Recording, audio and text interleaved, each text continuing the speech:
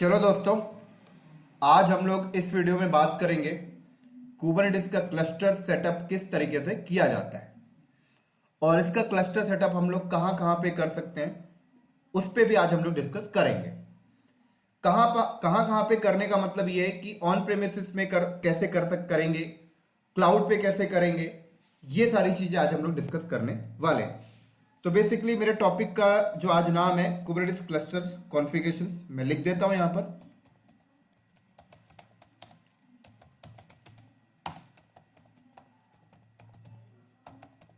Clear? तो सबसे पहले मैं आपको बता दूं, आप अपने कुबरनेटिस क्लस्टर कॉन्फ़िगरेशन जो है आप ऑन प्रेमिसेस में कर सकते हैं। बता देता हूं मैं आपको यहां पर। दूसरा, आप अपना क्लस्टर कॉन्फ़िगरेशन क्लाउड पे जाके कर सकते हैं, फिर चाहे वो AWS क्लाउड हो, चाहे वो गूगल क्लाउड हो, चाहे वो एजोर क्लाउड हो, चाहे वो अदर क्लाउड क्यों ना हो। तीसरा, मैं आपको बता दूं, आप अपनी कुबरनेटिस क्लस्टर कॉन्फ़िगरेशन जो है हाइपरवाइजर के ऊपर कर सकते हैं, चाहे वो VM हो या वर्चुअल बॉक्स हो या KVM हो, कोई भी हो। फोर्थ नंबर, इसी तरीके से कुबरनेटिस क्लस्टर कॉन्फ़िगरेशन के कुछ प्लेटफॉर्म एज अ सर्विस भी अवेलेबल है। Platform as a service, platform as a service में ये होता है कि आपको इंफ्रास्ट्रक्चर की टेंशन नहीं है, आपको पूरा बना बनाया क्लस्टर मिल जाएगा। ठीक है, तो आगे बात करेंगे प्लेटफॉर्म एज अ सर्विस के बारे में और अंदर जाके। अभी फिलहाल हम लोग बात करते हैं कि अगर हमें कुबरनेटिस क्लस्टर का जो सेटअप है वो ऑन प्रेमिसेस में लगाना है तो किस तरीके से लगाना है। तो अगर आप ऑन प्रेमिसेस में क्लस्टर सेटअप लगा रहे हैं, इसका मतलब ये कि आप उसे अपनी बिल्डिंग के अंदर लगा रहे हैं। तो अगर आप अपनी बिल्डिंग के अंदर लगा रहे हैं तो सबसे पहले आपको क्या चाहिए, पहले आपको हार्डवेयर चाहिए। ठीक है ना, तो मान लीजिए आपने मार्केट गए और मार्केट से आपने हार्डवेयर खरीदा, और कम से कम मिनिमम 2 हार्डवेयर तो होने ही चाहिए अगर आप क्लस्टर बना रहे हैं। तो यहां पर मैंने मार्केट गया और मार्केट से मैंने 3 हार्डवेयर खरीद के ले आया। ठीक है ना, अब हार्डवेयर खरीद के लाने के बाद अगला स्टेप क्या होगा। अगला स्टेप ये होगा कि आप हर हार्डवेयर के ऊपर OS डालें। ठीक है, हर हार्डवेयर के ऊपर आप क्या करें, OS डालें। तो मैंने हर हार्डवेयर के ऊपर OS डाल दिया, जैसे लिनक्स डाल दिया, लिनक्स में CentOS। ठीक है, ये लीजिए। अब OS डालने के बाद अगला स्टेप क्या होता है, अगला स्टेप ये होगा कि ये तीनों जो हार्डवेयर है जिनके ऊपर आपने OS इंस्टॉल जो OS आपने इंस्टॉल किया है, अब आपको ये तीनों की तीनों मशीन को आपस में कम्युनिकेट करवाना है। तो कम्युनिकेट करवाने के लिए आप इन तीनों को एक नेटवर्क सेटअप भी लगाएंगे। राइट, तो आप क्या करिए, आप एक स्विच रख दीजिए और स्विच से तीनों को कनेक्ट कर दीजिए। ठीक है, या फिर आपके सिनेरियो में ऐसा भी हो सकता है कि ये वाला सर्वर किसी और लोकेशन में हो, ये वाला किसी और लोकेशन में, ये वाला किसी और लोकेशन में, इस पे कोई और नेटवर्क हो, इस पे कोई और नेटवर्क, इस पे कोई और नेटवर्क। ठीक है, फिर आप इन तीनों को आपस में कम्युनिकेट करा रहे हैं जस्ट काइंड ऑफ राउटर वगैरह लगा के, वो एक नेटवर्क का पार्ट आ गया। वो तो आपको करना ही करना है। बेसिकली मुद्दा ये है कि आप तीनों की दोनों मशीन को आपस में कम्युनिकेट करा दें बस। अब जब ये कम्युनिकेट होने लगे, ठीक है, तो ये कम्युनिकेट होने लगे मतलब ये तीनों के तीनों नोड एक प्रकार से आपस में कनेक्टेड हो चुके हैं। अब उसके बाद आप क्या करिए, अब आप सेलेक्ट कर लीजिए कि किस नोड को आप मास्टर रखेंगे और किसको आप वर्कर रखेंगे। तो मान लीजिए मेरा पर्पस ये है कि इस वाले नोड को मैं मास्टर नोड बनाऊंगा और इस वाले नोड को मैं वर्कर बनाऊंगा। ठीक है ना, मेरा एजेंडा ये है कि इसको मैं वर्कर नोड 1 रखना चाहता हूं,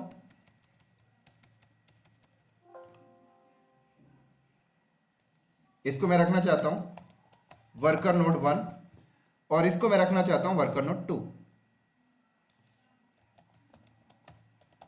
ठीक है, चल, तो अभी नाम देने से ये मास्टर नहीं हो गया, नाम देने से ये वर्कर नहीं हुआ। ये तो मेरा एक प्लानिंग है कि मैं इसे as a master node treat करूंगा और इसे मैं एज अ वर्कर 1 वर्कर 2। अब सवाल आती है कि इस पे हमें कुबरनेटिस का क्लस्टर सेटअप करना है।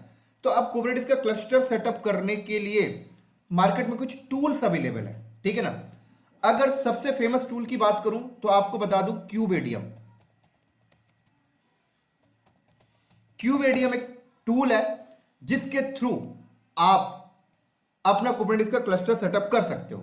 तो मान लीजिए क्यूबेडियम नाम का टूल, आप इस वाले नोड में जाके अगर आपने कमांड मारा क्यूबेडियम इनिशियलाइज, ठीक है। ये क्यूबेडियम इनिशियलाइज कमांड भी तभी चलेगा जब आपको इस मास्टर नोड में क्यूबेडियम, क्यूबसीटीएल, क्यूबलेट और डॉकर का सॉफ्टवेयर इंस्टॉल करना पड़ेगा इससे पहले। तो मान लीजिए आपने इन सारे तीनों के तीनों नोड में आपने डॉकर इंस्टॉल कर दिया, क्यूबलेट इंस्टॉल कर दिया, क्यूबसीटीएल इंस्टॉल कर दिया और क्यूबेडियम इंस्टॉल कर दिया। अब आप क्या करेंगे, इस नोड में जाके क्यूबेडियम इनिशियलाइज कमांड चलाएंगे तो यहां पर क्यूबेडियम एक इस वाले मशीन पे as a master node configuration start हो जाएगी, ठीक है। कहने का मतलब ये कि इस वाले नोड के अंदर कुबरनेटिस क्लस्टर के जो कंपोनेंट्स होते हैं, जो हमने लास्ट क्लास में बात किया था, कंट्रोलर, शेड्यूलर, एपीआई सर्वर, वो सारे कंपोनेंट्स इस नोड के अंदर क्रिएट होना स्टार्ट हो जाएंगे। लेकिन अब वो सारे कंपोनेंट्स इस नोड के अंदर पॉड के अंदर क्रिएट होंगे। किसके अंदर? पॉड के अंदर। तो एक एक पॉड बनेगा और एक एक पॉड के अंदर, एक पॉड में आपका कंट्रोलर इंस्टॉल हो जाएगा, एक पॉड में शेड्यूलर, एक पॉड में एपीआई सर्वर, कोर डीएनएस, ये सारा का सारा ऑटोमेटिक हो जाएगा। और उसके बाद क्यूबेडियम इनिशियलाइज कमांड जब कंप्लीट हो जाएगी तो ये रेडी हो जाएगा एज अ मास्टर नोड।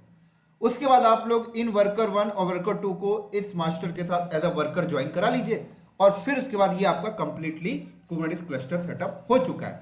उसके बाद फिर आप अपनी डिप्लॉयमेंट वेयर करिए, कोई प्रॉब्लम नहीं। तो एक तो तरीका ये था, लेकिन यहां पर अगर आप थोड़ा सा नोटिस करें तो क्यूबेडियम सब कुछ कर रहा है ना। आपको सिर्फ क्लस्टर पे डॉकर, क्लस्टर के अंदर जो 3 नोड है उसके अंदर आपको डॉकर इंस्टॉल करना पड़ा, क्यूबेडियम इंस्टॉल करना पड़ा, क्यूबलेट इंस्टॉल करना पड़ा, क्यूबसीटीएल इंस्टॉल करना पड़ा। उसके बाद तो आपने क्यूबेडियम इनिशियलाइज किया तो सब कुछ रेडी कर दिया, सारे कंपोनेंट्स रेडी कर दिया, सब कुछ रेडी करके दे दिया, राइट। तो ये क्यूबेडियम टूल काफी फेमस है मार्केट में, बहुत सारी कंपनियां इसके थ्रू अपना क्लस्टर सेटअप करती हैं। लेकिन कई कंपनियां की डिमांड ऐसी होती है कि हम क्यूबेडियम टूल को नहीं इस्तेमाल करना चाहते, क्योंकि क्यूबेडियम टूल हमारे बिहाफ में ही वो सब कुछ कर देता है। हम चाहते हैं कि कुबरनेटिस क्लस्टर के जो कंपोनेंट्स हैं, जैसे कंट्रोलर हो गए, एपीआई सर्वर हो गए, शेड्यूलर हो गए, हम इसे खुद बनाना चाहते हैं, राइट। उस केस में क्या होता है कि कुबरनेटिस क्लस्टर सेटअप करने का एक मैनुअल कॉन्फ़िगरेशन भी है, जिसको हम लोग कहते हैं फाइल मेथड कॉन्फ़िगरेशन। क्या कहते हैं? File method configuration. तो फाइल मेथड कॉन्फ़िगरेशन में क्या होता है कि हम लोग क्या करते हैं कि जो कुबरनेटिस क्लस्टर के जो कंपोनेंट्स होते हैं, जो कंट्रोलर हो गए, एपीआई सर्वर हो गए, शेड्यूलर हो गए, ये सारे पॉड हम खुद बनाते हैं, क्यूबेडियम नहीं बनाएगा। क्यूबेडियम चलाते हैं तो क्यूबेडियम बना देता है सारे के सारे कंपोनेंट्स, सारे कंपोनेंट्स एक पॉड में चला देता है और उन कंपोनेंट्स को एपीआई सर्वर के साथ वो इंटीग्रेट भी कर देता है। लेकिन अगर हम फाइल मेथड कॉन्फ़िगरेशन की बात करें तो हमें एपीआई सर्वर के पॉड हमें खुद बनाने पड़ेंगे, वो हम लोग यामल फाइल पे लिखकर बनाएंगे। उसके बाद हम शेड्यूलर खुद बनाएंगे। तो जब हम लोग शेड्यूलर का पॉड बनाएंगे यामल फाइल के थ्रू, तो उसमें एपीआई सर्वर की आईपी को इंटीग्रेट खुद करेंगे, राइट। कंट्रोलर खुद बनाएंगे, उसमें भी एपीआई सर्वर की आईपी की इंटीग्रेशन खुद करेंगे। तो यहां पर पूरा का पूरा फाइल मेथड थोड़ा सा मैनुअल कॉन्फ़िगरेशन हो गया, लेकिन बेस्ट है ये, थोड़ा सा आपको कस्टमाइजेशन मिल जाती है, अपने लेवल पे काफी ज्यादा कंट्रोलिंग है। अगर आप फाइल मेथड कॉन्फ़िगरेशन से करना चाहें तो एक और बेनिफिट होता है, मैं आपको समझा देता हूं। इसमें क्या होता है कि हम लोग ऐसा कर सकते हैं कि मास्टर नोड के जो मेजर कंपोनेंट्स हैं, जैसे एपीआई सर्वर हो गया, कंट्रोलर हो गया, शेड्यूलर हो गया, ये 3 मेजर कंपोनेंट्स हैं। तो अगर आप क्यूबेडियम से इसको कॉन्फ़िगर करते हैं तो इस नोड के अंदर तीनों के तीनों कंपोनेंट्स इसी नोड में आ जाते हैं, एपीआई सर्वर, शेड्यूलर और कंट्रोलर, ठीक है। लेकिन अगर मैं फाइल मेथड कॉन्फ़िगरेशन से करूं तो मैं ऐसा कर सकता हूं कि यहां पर मैं एक नोड रख लूं, इस नोड के अंदर मैं एपीआई सर्वर के पॉड रख लूंगा, दूसरा नोड रख लूंगा, उस नोड के अंदर मैं कंट्रोलर के पॉड रख लूंगा, तीसरा नोड मैंने रख लिया, उस नोड के अंदर मैं शेड्यूलर के पॉड रख लूंगा। तो इवनली हर कंपोनेंट्स अलग अलग नोड पे मैं चला रहा हूं। लेकिन ऐसा कब होगा? जब आप फाइल मेथड कॉन्फ़िगरेशन को यूज करते हैं तो, ठीक है। तो ये सारी चीजें हम लोग प्रैक्टिकल में देखेंगे तो सीख जाएंगे सारा का सारा कुछ, ठीक है। तो ये 2 तरीका मैंने आपको बताया, एक क्यूबेडियम और एक फाइल मेथड कॉन्फ़िगरेशन। तो इस तरीके से फिर कंपनी अपने ऑन प्रीमिसेस में कुबरनेटिस का क्लस्टर सेटअप करती है और अपनी डिप्लॉयमेंट अब इस क्लस्टर के ऊपर स्टार्ट कर देते हैं, अपनी एप्लीकेशंस वगैरह चलाना। तो ये तो हो गया दोस्तों ऑन प्रीमिसेस का, राइट। इसी तरीके से अगला मेथड अगर हम क्लाउड की बात करें तो क्लाउड में भी आप जाकर सेम क्लस्टर सेटअप कर सकते हैं। उसके लिए आपको क्या करना होगा कि आप क्लाउड पे जाएंगे, ठीक है ना, आपने क्लाउड पे चले गए, कोई भी क्लाउड पे आप जा सकते हैं, चाहे वो AWS क्लाउड हो, ठीक है, चाहे वो आपका गूगल क्लाउड हो, चाहे वो आपका एज्योर क्लाउड हो, किसी भी क्लाउड में जाए कोई प्रॉब्लम नहीं है। आपको क्लाउड पे जाने के बाद क्या करना होगा, VMs आपको क्रिएट करना होगा, राइट। अब देखिए क्लाउड में और ऑन प्रेमिसेस में डिफरेंशिएट भी बता देता हूं। ऑन प्रेमिसेस में आप सर्वर मार्केट से खरीद रहे हैं, क्लाउड में आप सर्वर क्लाउड प्रोवाइडर से ले रहे हैं, लेकिन मशीनें लेने के बाद उसकी नेटवर्क सेटअप आपको क्लाउड में भी खुद करनी पड़ रहे हैं, राइट। उसकी हाईली अवेलेबल बना के रखने के लिए आपको लोड बैलेंसर भी हो सकता है लेना पड़े, ऑटो स्केलिंग भी लेनी पड़ी। तो एक प्रकार से आप क्लाउड पे भी जा रहे हैं तो पूरा पूरा नेटवर्क इंफ्रास्ट्रक्चर आपको खुद करना पड़ रहा है, राइट। सिर्फ क्लाउड आपको VM प्रोवाइड कर रहा है बस, और नेटवर्क के रिसोर्सेज प्रोवाइड कर रहा है। पूरा का पूरा आपको इंफ्रा खुद रेडी करना पड़ेगा। उसके बाद जब रेडी हो जाएगा तो फिर आपको वही Docker, kubectl, kubeadium, kubelet install करिए। उसके बाद आपको क्लस्टर सेटअप करना है तो या तो आप kubeadium का इस्तेमाल कर लीजिए या फाइल मेथड कॉन्फ़िगरेशंस का, कोई भी यूज कर सकते हैं आप। उस तरीके से फिर आपका क्लाउड पे क्या हुआ, ये कुबरनेटिस का क्लस्टर सेटअप रेडी हो गया, और फिर उसके बाद आप इसके ऊपर अपनी डिप्लॉयमेंट यूज करिए। एक तो ये तरीका है। दूसरा तरीका मैं आपको बता देता हूं। अभी देखिए हमने एक kubeadium टूल की बात करी है ना। kubeadium टूल आप ऑन प्रेमिसेस में भी यूज कर रहे हैं और क्लाउड पे जाके भी आप यूज कर रहे हैं, कोई प्रॉब्लम नहीं। इसी तरीके से एक और टूल मार्केट में अवेलेबल है जिसको हम कहते हैं कॉप्स, ठीक है। लेकिन ये जो कॉप्स नाम का जो टूल है ये सिर्फ AWS के लिए यूज होता है। मतलब अगर आप AWS पे आते हैं तो आप अगर AWS पे क्लस्टर सेटअप करते हैं kubeadium से, तो ये VM वगैरह आपको खुद बनानी पड़ती है, इसकी नेटवर्क इंफ्रास्ट्रक्चर खुद करना है, मैनेजमेंट खुद करना है, राइट। एक प्रकार से ये ऑन प्रेमिसेस ही टाइप से हो गया, सिर्फ VMs वगैरह आप क्लाउड प्रोवाइडर से ले रहे हैं। लेकिन एक कॉप्स नाम का टूल है, बहुत स्मार्ट है। ये क्या करता है मैं आपको बता देता हूं। कॉप्स नामे के टूल में ये होता है कि मान लीजिए आपका ये लैपटॉप है, अब आप अपने लैपटॉप को क्या करिए, AWS अकाउंट के साथ इंटीग्रेट कर लीजिए, ऑथेंटिकेट करा लीजिए, और यहां पे आप क्या करिए, कॉप्स नामिक टूल को इंस्टॉल करके यहां से कॉप्स नाम टूल को रन करिए, तो ये आएगा AWS पे और आपका मास्टर नोड, वर्कर नोड बनाकर उसको आपस में इंटीग्रेट कर देगा, VPC खुद क्रिएट कर देगा, लोड बैलेंसर उसके ऊपर लगा देगा, ऑटो स्केलिंग सब कुछ अपने आप कर देगा। तो काफी अच्छा टूल है कॉप्स। कई कंपनियां कॉप्स के थ्रू भी इंप्लीमेंट करती हैं। तो ध्यान रखना, कई बार इंटरव्यू में पूछ लेते हैं कि कॉप्स और kubeadium में क्या डिफरेंशिएट है।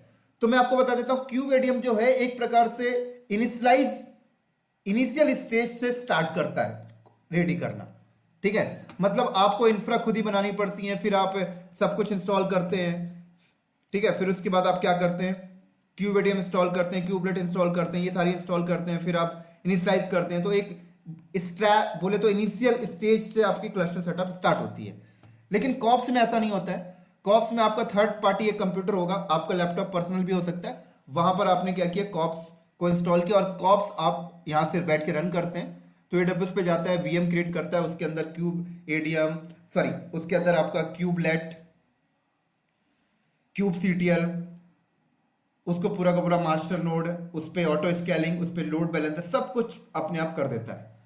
तो जब हम लोग इसकी प्रैक्टिकल देखेंगे तो और अच्छे से क्लियर कर देंगे। इसी तरीके से अब देखिए अगला VM। अगर आप चाहे तो अपना कुबरनेटिस का क्लस्टर सेटअप VM के ऊपर भी कर सकते हैं। मतलब इसमें क्या है कि भाई आप ये बड़े बड़े ये नंबर ऑफ सर्वर मत खरीदिए, आप एक बड़ा सर्वर खरीद लीजिए, उसके ऊपर आप VMware डाल लीजिए, VMware के ऊपर आप 3 VM बना लीजिए और इस पर आप अपना क्लस्टर सेटअप कर लीजिए। अब यहाँ पर भी आप kubeadium टूल को यूज कर सकते हैं, यहाँ पर भी आप फाइल मेथड कॉन्फ़िगरेशंस को यूज करके बना सकते हैं, कोई प्रॉब्लम नहीं। लेकिन कॉप्स यहां पर काम नहीं करेगा, ऑन प्रेमिसेस में कॉप्स काम नहीं करेगा, कॉप्स सिर्फ काम करेगा AWS पे। इस चीजों का ध्यान रखिएगा। इसी तरीके से अगला अगर हम बात करें तो देखिए प्लेटफॉर्म एज अ सर्विस है। प्लेटफॉर्म एज अ सर्विस में ये होता है कि यार कोई कंपनी है जो बोलती है यार हमें ये इंफ्रा वगैरह मैनेज करना नहीं आता है, हमारे पास उतनी स्ट्रांग टीम नहीं है जो ये इंफ्रा मैनेज करे, switch router with server hardware manage करे, राइट। या कई कंपनियां इन इंफ्रास्ट्रक्चर की टेंशन अपने ऊपर नहीं लेना चाहती हैं, तो वो लोग क्या करते हैं, प्लेटफॉर्म एज अ सर्विस ले लेते हैं। तो प्लेटफॉर्म एज अ सर्विस में ये होता है कि आपको बना बनाया क्लस्टर मिल जाता है जिसमें आपको नोड वोड लेने की जरूरत नहीं है। आपको सिर्फ जाके क्लिक करना है कि भाई मुझे एक क्लस्टर दे दे जिसमें 2 वर्कर नोड, एक मास्टर नोड, आपके बिहाफ में बैकएंड में सब कुछ रेडी हो जाएगा, उनकी हाई रिडंडेंसी हो जाएगी, ऑटो स्केलिंग सब कुछ वो लोग कर देते हैं। अब सवाल आता है ये प्लेटफॉर्म एज अ सर्विस देते कौन कौन लोग हैं। तो दोस्तों ये प्लेटफॉर्म एज अ सर्विस आपको क्लाउड प्रोवाइडर देते हैं, जिसमें से सबसे फेमस जो क्लाउड प्रोवाइडर है, जो प्लेटफॉर्म एज अ सर्विस उसका नंबर 1 पे चल रहा है, वो है गूगल। तो अगर आपको कुबरनेटिस का प्लेटफॉर्म एज अ सर्विस लेना है तो गूगल का यूज करिए, नंबर 1 पे चल रहा है, जिसको हम लोग कहते हैं GKE, गूगल कुबरनेटिस इंजन। इसी तरीके से सेकंड नंबर पे एजोर का चल रहा है, जिसको हम लोग कहते हैं AKS, एजोर कुबरनेटिस सर्विस। और थर्ड नंबर पे जो है वो AWS है, लेकिन AWS बहुत ही रद्दी है, ना के बराबर AWS का प्लेटफॉर्म एज सर्विस यूज होता है। लेकिन फिर भी मैं आपको बता देता हूं, जिसको हम कहते हैं EKS, इलास्टिक कुबरनेटिस सर्विस। तो प्लेटफॉर्म एज अ सर्विस में ये होता है कि आप गूगल क्लाउड पे लॉगिन करते हैं और एक डैशबोर्ड टाइप से होता है, आप नेक्स्ट नेक्स्ट करते हैं, आप बोल देते हैं इतने मास्टर नोड, इतने वर्कर नोड दे दे, वो आपको बैकएंड में बनाकर दे देता है, बस आप उसके ऊपर अपनी डिप्लॉयमेंट करते हैं। ये हार्डवेयर वगैरह, ये VPC लगाना, ये लोड बैलेंसर लगाना, ये टेंशन फिर आपकी खत्म हो जाती है। ठीक है, तो नंबर 1 पे गूगल क्लाउड का चलता है, सेकंड नंबर पे एजोर का। तो कई इंडस्ट्री आपको कई कंपनियां इस सिनेरियो पे भी काम कर रही हैं कि भाई वो लोग अपना कुबरनेटिस यूज तो कर रहे हैं, लेकिन वो लोग प्लेटफॉर्म एज सर्विस की तरह प्लेटफॉर्म एज सर्विस को यूज कर रहे हैं। जैसे गूगल का GKE यूज कर रहे हैं, एजोर का AKS यूज कर रहे हैं। उन्हें ये हार्डवेयर मैनेज करना नहीं आता, या उनके पास स्ट्रॉन्ग टीम नहीं है, या वो चाहते नहीं है कि ये हार्डवेयर जैसी टेंशन अपने सर के ऊपर लें, तो वो लोग प्लेटफॉर्म एज सर्विस में मूव कर जाते हैं। इसी तरीके से एक और कंपनी है जो आपको एक platform as a service provide करती है। बोले तो अगर कुबरनेटिस की बात करें तो ओपन सोर्स है, तो एक कंपनी है जो कुबरनेटिस को और डॉकर को मिलाकर उसके ऊपर अपना कुछ एक्स्ट्रा कोडिंग वगैरह कर दिया उन्होंने, और एक्स्ट्रा कोडिंग वगैरह करके अपना एक टैग लगा दिया, और वो लोग बोलते हैं कि ये लीजिए कुबरनेटिस का प्लेटफॉर्म एज अ सर्विस। तो उस कंपनी का नाम अगर मैं बताऊं तो रेड हैट है। तो रेड हैट ने ऐसा काम किया है कि डॉकर को और कुबरनेटिस को कंबाइन करके अपने उसके ऊपर अपना एक्स्ट्रा कोडिंग करके अपना एक एक्स्ट्रा सॉफ्टवेयर का लेयर ऐड करके और ओपनशिफ्ट के नाम से ये लोग प्रोवाइड करते हैं। ठीक है, ओपनशिफ्ट के नाम से। तो ओपनशिफ्ट में ये लोग बोलते हैं कि भाई आपको अगर Kubernetes platform as a service को अगर आपको यूज करना है तो आप लोग क्या करिए, कुछ नहीं, अपना नोड ले लीजिए और नोड के ऊपर OS इंस्टॉल कर लीजिए और ओपनशिफ्ट का सॉफ्टवेयर इंस्टॉल कर लीजिए, बस आपको एक kind of platform as a service मिल जाएगा। ठीक है, आपको फिर वो कंपोनेंट्स वगैरह की टेंशन वगैरह नहीं है, कहाँ चल रही क्या नहीं चल रही, सब ओपनशिफ्ट बैकएंड में मैनेज कर लेगा। तो ये ओपनशिफ्ट है जो रेड हैट एक्स्ट्रा कस्टमाइजेशन के साथ आपको देता है, लेकिन इसमें आपको सपोर्ट मिल जाती है। ओपनशिफ्ट में कोई भी दिक्कत आपके क्लस्टर में होगी तो रेड हैट बैकएंड में आपको सपोर्ट दे देगा। बोले तो काइंड ऑफ ओपनशिफ्ट एक प्रोडक्ट है, ठीक है ना, लेकिन कुबरनेटिस की बात करें तो कुबरनेटिस एक प्रकार से आपका प्रोजेक्ट है। ठीक है, तो इस तरीके से रेड हैट ओपनशिफ्ट के नाम से कुबरनेटिस प्लेटफॉर्म एज सर्विस को मार्केट में सेल कर रहा है। कई कंपनियां ओपनशिफ्ट में भी आपको मिल सकती हैं। इसी तरीके से आगे अगर हम बात करें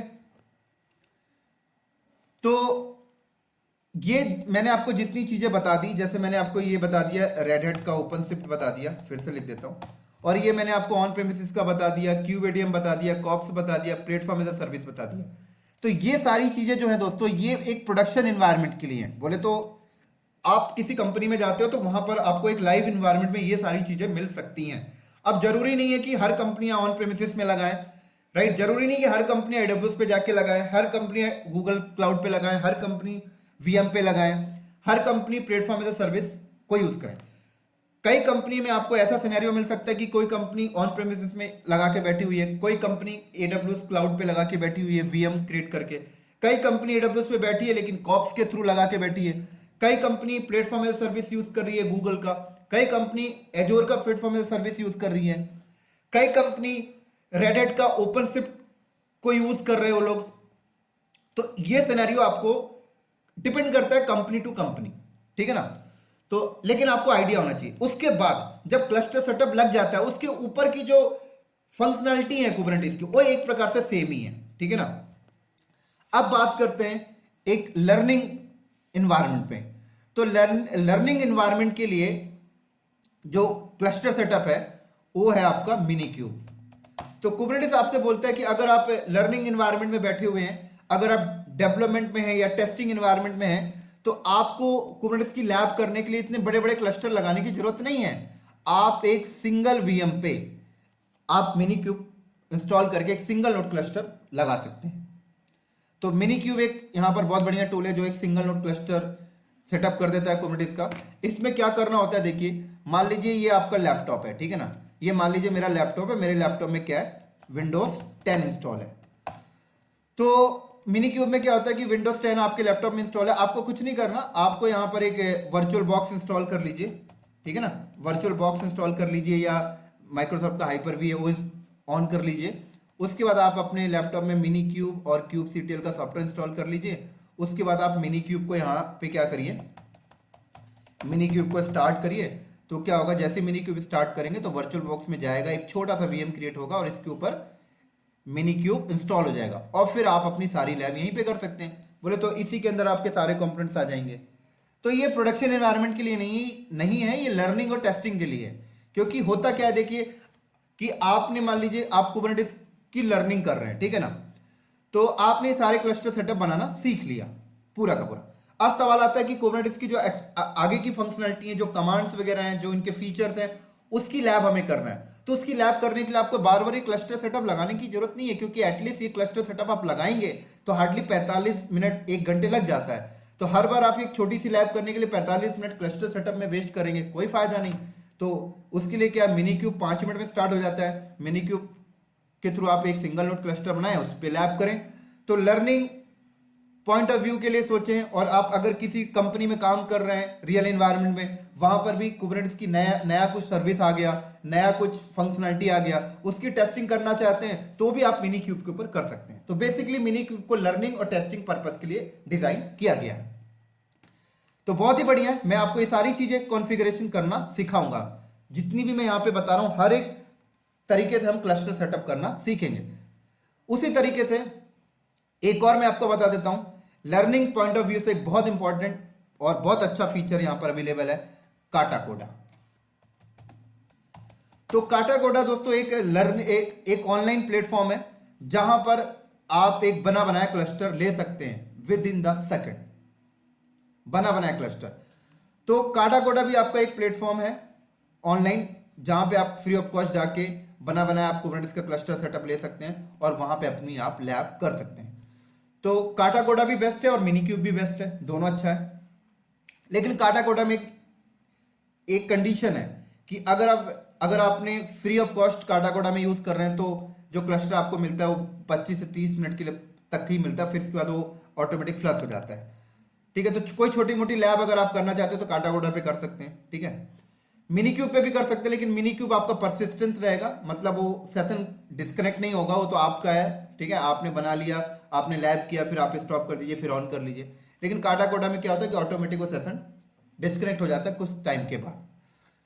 तो मेरे कहने का मतलब ये है कि अगर आप लर्निंग पॉइंट ऑफ व्यू से देखें तो आप एक एक बार सारे क्लस्टर सेटअप लगाना सीख लीजिए। जब आप एक एक बार सारे क्लस्टर सेटअप लगाना आपको आ जाएगा तो फिर आगे की फंक्शनलिटी को पढ़ने के लिए, आगे की फंक्शनलिटी की लैब करने के लिए आप मिनी क्यूब और काटाकोडा का इस्तेमाल करिए, बहुत बेस्ट है। तो हम लोग भी यहाँ पर इसी सिनेरियो को फॉलो करेंगे। पहले हम लोग हर एक प्लेटफॉर्म पे क्लस्टर सेटअप बनाना सीखेंगे।